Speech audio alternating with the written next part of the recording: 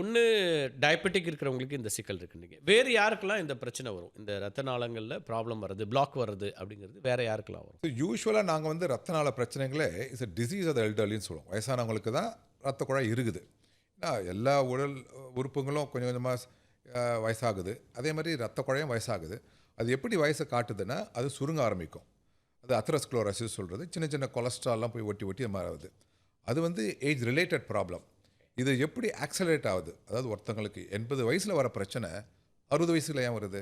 ஏன்னா risk factors. Okay. நம்ம நாட்டில் முக்கியமாக பார்க்குறது வந்து சக்கரை வியாதி. கூடவே பார்க்குறது வந்து யங்ஸ்டர்ஸில் ஸ்மோக்கிங். ஓகே. ஓ! ஸ்மோக்கிங், சர்க்கரை, diabetes, blood pressure, cholesterol.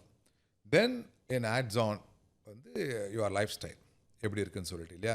Exercise பண்ணாமல் இருக்கிறது, sedentary life, overweight, stress factor, lack of sleep, இதெல்லாம் இது வந்து நம்ம குவான்டிஃபை பண்ண முடியாது. நம்ம பிளட் சுகரை நீங்கள் பார்த்துலாம் கண்ட்ரோல் பண்ணி வச்சுக்கலாம், பிபினா பார்க்கலாம் கண்ட்ரோல் பண்ணி வச்சுக்கலாம். இந்த மாதிரி ஸ்ட்ரெஸ் ரிலேட்டட் டிசார்டர்ஸை நம்மளால் குவான்டிஃபை பண்ண இதுக்கும் ஸ்ட்ரெஸ் முடியாது. வந்துருதா?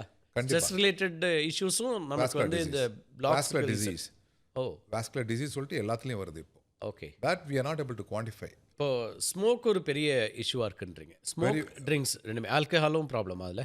Smoking in particular okay. ரொம்ப ரொம்ப ஹைலி ஸ்மோக்கிங்னு சொல்கிறது இல்லை, டொபாக்கோ யூஸ். Tobacco use. ஏன்னா நம்ம ஊரில் வந்து எல்லா வகையிலயும் இருக்கலாம். புகையில யூஸ் பண்றவங்களும் நிறைய இன்க்ளூடிங் இருக்காங்க. ஸ்னிஃபிங். நம்ம ஊரில் மூக்குப்பொடி போடுவாங்க.